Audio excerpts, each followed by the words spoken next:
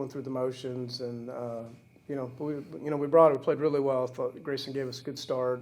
All the guys out of the pen were sharp, and obviously a ton of production up and down the lineup. So, I said this yesterday. Arkansas was one of the better teams we played this year, and I still feel that way. It just obviously it wasn't their day, but to win a series against a legitimate top 10 team, I think is big for us. And we talked yesterday about trying to build some momentum for Hoover, which we need, and that's what we did today. So we're excited to take a day to catch our breath tomorrow and to get over Hoover and play in front of a bunch of Bama fans and see if we can't catch some lightning in a bottle and play deep into the week.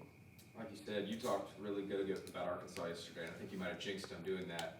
What do you think went wrong for them? They had 4 wild pitches. They walked 14 batters. 3 of those were hit. They had 2 errors in the field. They threw 45% balls. What kind of do you think went wrong for their team today? I mean, that'd be a question for Dave. I would just say it just wasn't their day, man. They're really good, and they can really pitch. I mean, it's one of the top. I had looked at the stats recently. I think they're one of the top 2 or 3 pitching staffs statistically in the league. So, and that happens in this conference, man. Everybody's good. I said this early in the weekend. The top third of our league may not be as strong as it has been, but the bottom half of the league is as good as it's ever been. And I think we're a heck of a 12 and 17 team, and unfortunately, that doesn't get you much. But it just wasn't their day. For William, on the other side of it, you got 2 at-bats in that one inning. One was a home run, and the other one you had 2 RBIs on. What's it like batting in an order like that when you go through the lineup twice in one inning? Well, it's good. Seeing those guys in front of you keep getting hits just gives you a lot of confidence to get up there again. I was excited for another at-bat. First at-bat, struggled a little bit, just tried to shorten up the last 2, and fortunately was able to put a couple swings on them. So, Amy, what does a series win like this do for you and your teammates' confidence heading into Hoover? it's big, and we know what we're up against. We know what's in front of us, and we know what we have to do. So that's the thing. We got to go up there and give it all we got, obviously.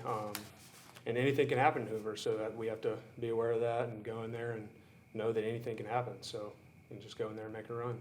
Similar question for you, Coach. Coming into the tournament, you won 1 game in Knoxville. You beat Arkansas and Texas A&M here. You showed that you can compete with the top teams in the conference. What does this series, and especially today, give you confidence moving forward?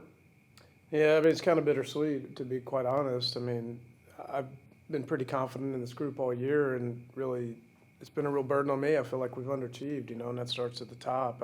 I think we're a much better team than our record, and but I tell the kids all the time, you get to the end of the year, you are what your record says you are. Statistically, you are what your batting average says that you are. So it's been a tough year, because I really, we're really close, and we've got a lot of good pieces. We've done a lot of good things, and instead of blaming the players, I try to look in the mirror.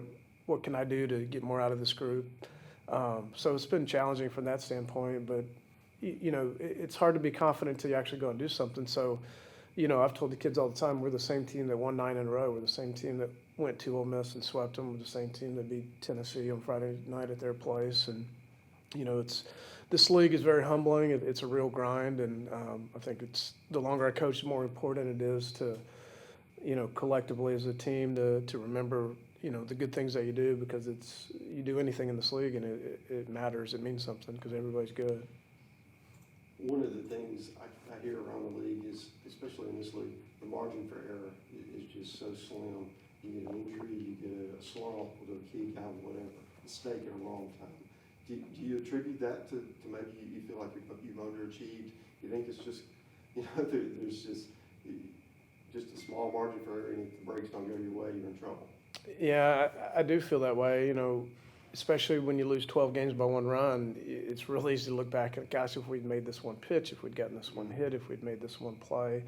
And when you look at our group, it's kind of been something a little bit different in each game. And, I say that as a compliment to the conference.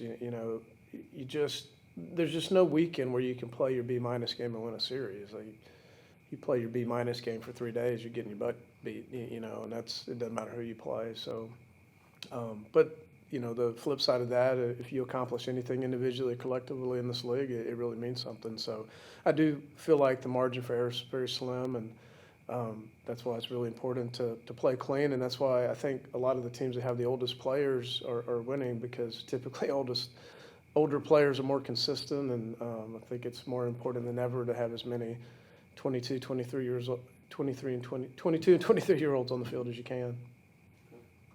Anything else, guys? All right.